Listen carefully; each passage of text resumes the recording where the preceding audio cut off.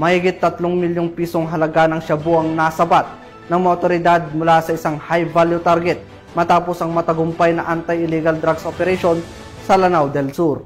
Patrolwoman Mary Chris Algabre, sa ibalita mo.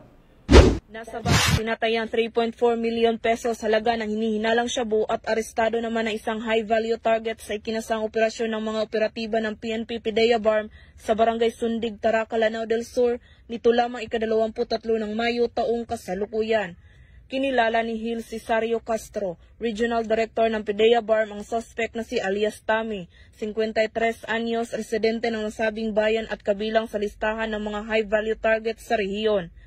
Naging matagumpay ang isinagawang operasyon ng mga otoridad ng PIDEA BARM katuwang ang Lanao del Sur Police Provincial Office na nagresulta sa pagkakaaresto sa suspect at pagkakasabat ng 500 gramo ng hinihinalang shabu na may tinatayang nagkakahalagang 3,400,000 pesos, by bust money, isang cellphone, isang pitaka at iba't ibang identification cards. Kasalukuyang nasa kustudiya ng PIDEA BARM Jail Facility ang suspect habang hinihintay ang inquest proceeding para sa paglabag sa RA 9165 o ang Comprehensive Dangerous Drugs Act of 2002.